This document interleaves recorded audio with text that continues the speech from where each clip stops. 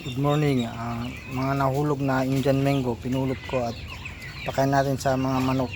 Sayang din kung tapon lang. Yan. Ito.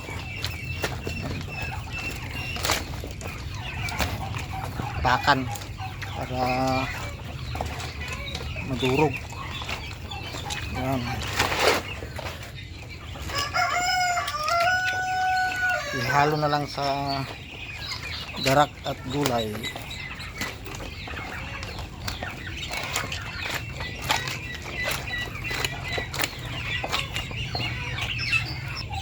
Yan, okay na. Bigyan na lang ng tubig na konti at tapon ang mga balat sa buto.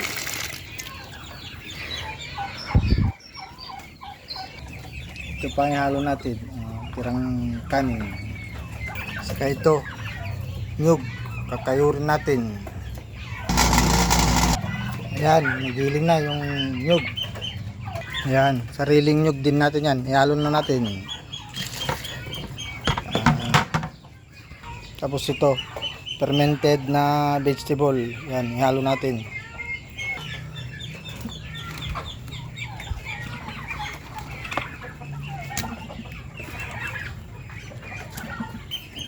Ito pa, darak saka konting feeds saka mais.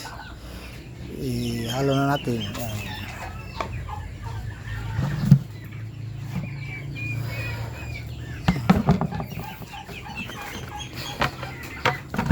Yan. Tapos ihalo na lang. Ayan, okay na. Pwede nang ipakain. Oh, na-mix na siya.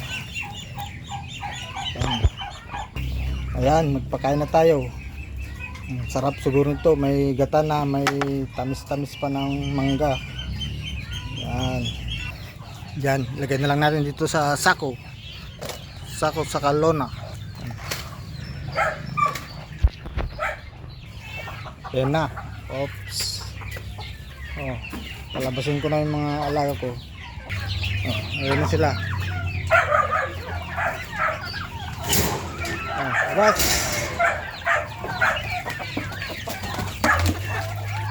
Yan. Gustong gusto nila. Yan. Oh, sarap na sarap. Ito naman yung mga maliliit kong manok. Yan.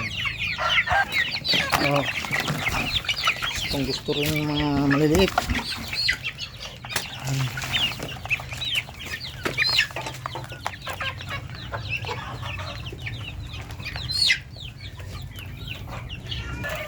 Ito naman yung mga palakihin ko na pato. Yan. Gustong gusto nila. Yan.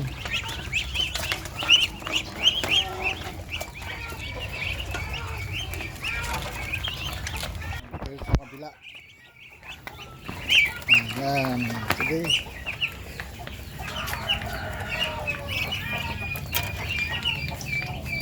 Tatakaw nila oh. Ayan. Kung marami kang alaga dapat madiskarte ka sa pagkain nila. Kasi kung puro bibilin mo lahat, wala na. Gastos. Thank you. What's up?